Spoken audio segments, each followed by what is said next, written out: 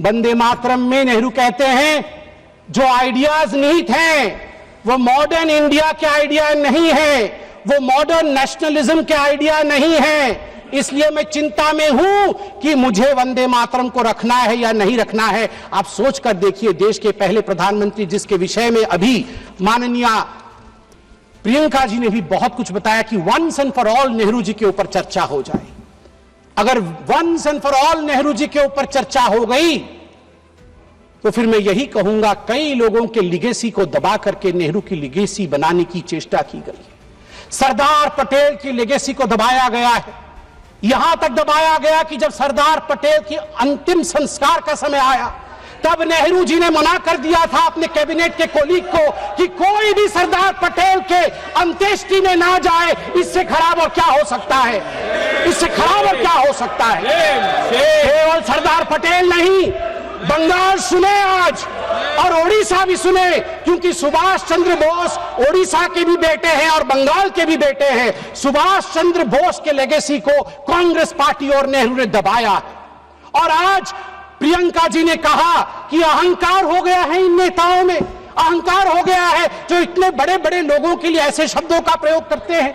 मैं कहना चाहूंगा आदरणीय प्रियंका जी से, प्रियंका जी, अहंकार किसके पास था, किस सरकार में था? एनसीईआरटी के 2012 के हिस्ट्री की किताब में देखिए, वो जो कार्टून है जिस कार्टून में एक केंचुए के ऊपर बाबा साहेब अंबेडकर बैठे हुए हैं, केंचुए में लिखा हुआ है कॉन्स्टिट्यूशन ऑफ इंडिया और पीछे हंटर लेके बाबा साहेब को कोड़े मार रहे हैं पंडित जवाहरलाल नेहरू। ये एनसीईआरटी के किताब में नेहरू को बड़ा और बाबा साहेब अंबेडकर को छोटा दिखाने के लिए कांग्रेस पार्टी ने किया था।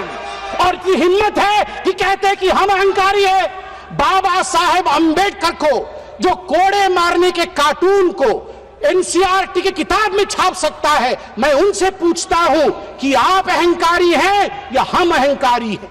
तीसरा विषय यहां पर मैं रखना चाहूंगा कि आज in a cartoon also you cannot insult Baba Saheb Ambedkar. I'm sorry that you feel that we can insult Baba Saheb Ambedkar. In a cartoon also you cannot.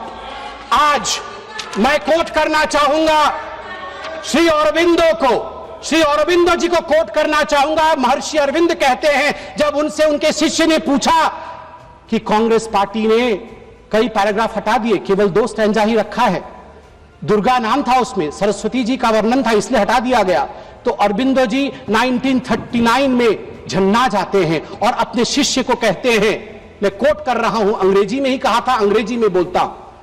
Sir Aurobindo commented, but it is not a religious song. It is a national song, and the Durga spoken of is India as the mother. Why should not the Muslims accept it?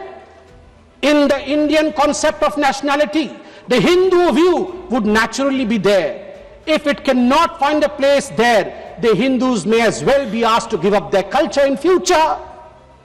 उन्होंने कहा कि क्यों जो दुर्गा लिखा गया है वंदे मातरम में, उसमें अगर हिंदू व्यू भी है तो इतना कॉम्प्रोमाइज करके घबराने की क्या बात है? स्वाभाविक है, ये भारतवर्ष है, इस भारतवर्ष में हिंदू व्यू आएगा ही, सनातन का व्यू आएगा ही। क्यों नहीं आए, क्यों नहीं आए? अनादि काल से जो गंगा अविरल बह रही है, जो विचारधारा अविरल बह रही है, उस विचारधारा को हम एपोलोजेटिक होके, हम शर्मिंदा होके खंडित क्यों करें? महात्मा गांधी क्या कहते हैं वो भी सुन लेते हैं।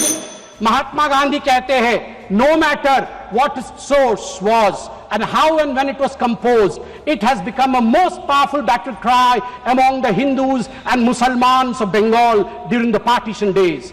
It was anti-imperialistic cry. As a lad, when I knew nothing of Ananda Matha or even Bankim, its immortal author, Vande Mataram, had gripped me, and when I first heard it, sung it, it had enthralled me. I associated the purest national spirit with it. It never occurred to me that it was a Hindu song or meant only for the Hindus. Unfortunately, now we have fallen on evil days. Madam, आप 2 minute लूंगा। Unfortunately, now we have fallen on evil days. त्वं ही दुर्गा दश प्रहरण धारिणी कमला कमल दल विहारिणी वाणी विद्यादायिनी नमामि त्वां नमामि कमलाम अमलांग अतुलांग सुजलांग सुफलां मातरम वंदे मातरम। 1875 में महाकवि बंकिम चंद्र चट्टोपाध्याय ने इस गीत के पहले दो अंतरे लिखे, जो आज हमारे राष्ट्रगीत घोषित हुए हैं, मतलब जो घोषित हुए थे और जिसको हम आज अपना राष्ट्रगीत कहलाते हैं। ये पहले 2 अंतरे लिखे। 1882 में 7 साल बाद उनका एक उपन्यास प्रकाशित हुआ, आनंद मठ।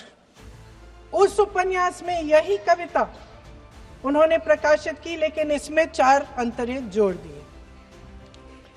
1896 में कांग्रेस के अधिवेशन में गुरुदेव रविंद्रनाथ टैगोर ने पहली बार ये गीत गाया।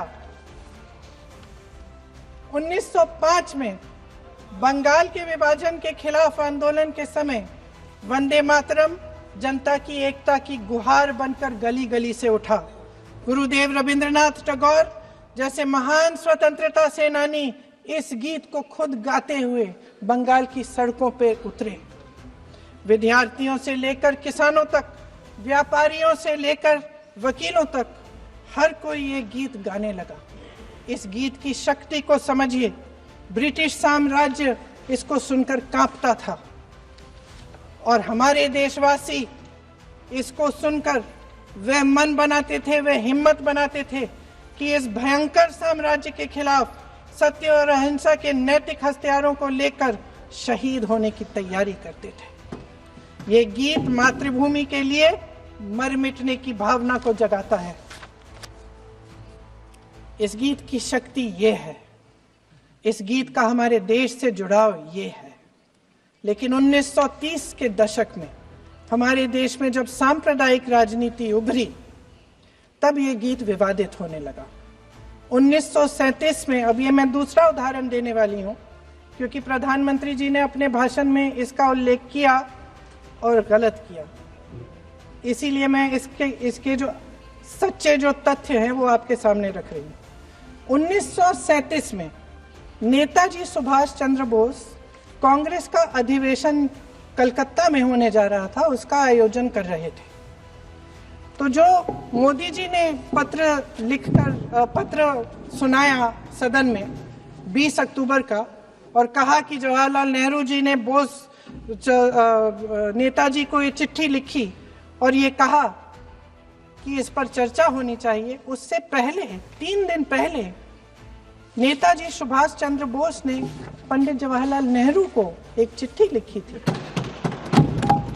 जिसका जिक्र आपके प्रधानमंत्री ने नहीं किया। और इस चिट्ठी में सुन लीजिएगा,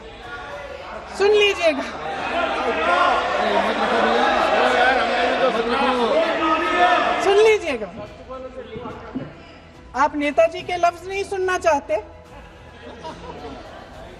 बंगाल का चुनाव आ रहा है,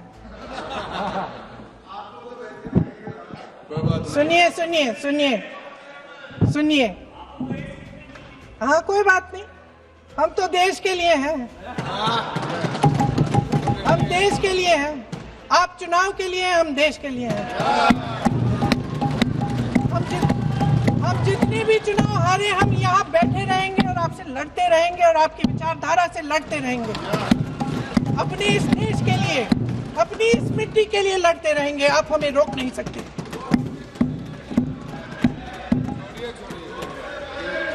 सुन लीजिए सुभाष चंद्र बोस जी ने क्या कहा, सुन लीजिए।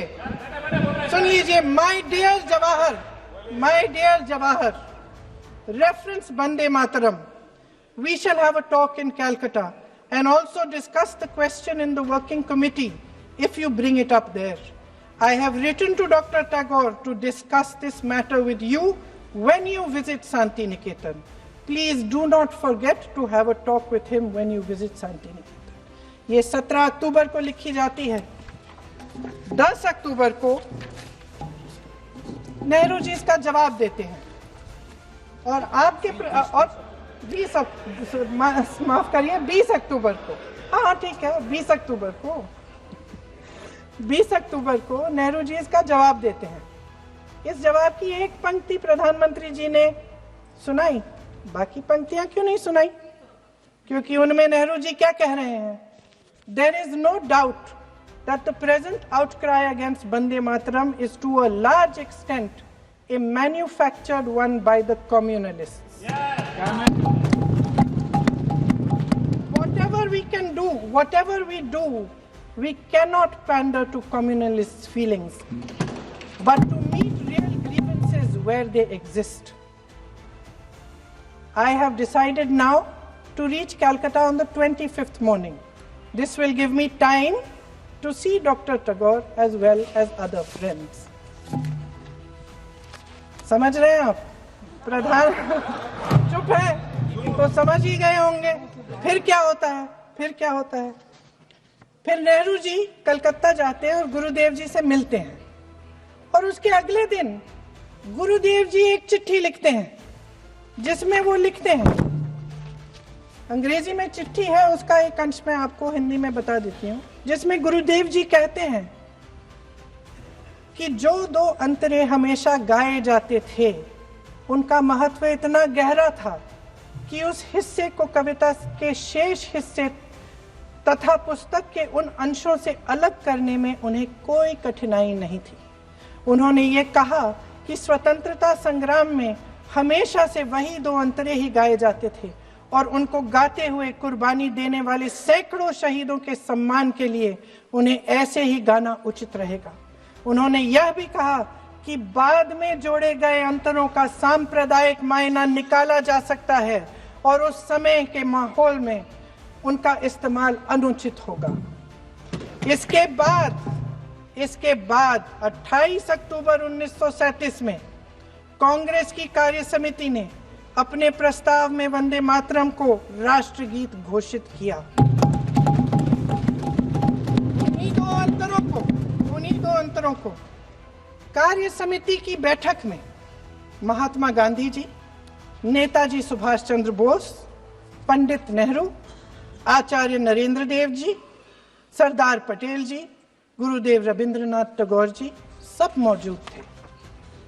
इस प्रस्ताव के ये सभी महापुरुष इस प्रस्ताव से सहमत थे। आगे क्या होता है ये भी सुना लूं। भारत की आजादी के बाद जब इसी गीत के इन्हीं दो अंतरों को 1950 में डॉक्टर राजेंद्र प्रसाद जी ने संविधान समिति में भारत का राष्ट्रगीत घोषित किया, तब लगभग यही महापुरुष मौजूद थे। इनके साथ साथ B.R. अम्बेडकर जी भी सभा में थे और इनके साथ साथ मेरे सत्ता पक्ष के साथियों के नेता श्री श्यामा प्रसाद मुखर्जी भी मौजूद थे। वही दो अंतरे राष्ट्रगीत घोषित किए। किसी ने कोई आपत्ति जारी नहीं की, कोई आपत्ति नहीं जताई। वैसे इन तथ्यों के साथ जुड़ा एक और तथ्य भी है जो मैं यहाँ पे आपके सामने रखना चाहती हूँ। आज हम अपने राष्ट्रगीत पर बहस कर रहे हैं, लेकिन हमारा राष्ट्रगान भी एक कविता का एक अंश ही है, एक लंबी कविता का एक अंश है। और इन दोनों राष्ट्रगीत और राष्ट्रगान के अंश को चुनने में सबसे बड़ी भूमिका गुरुदेव रविंद्रनाथ टैगोर की थी।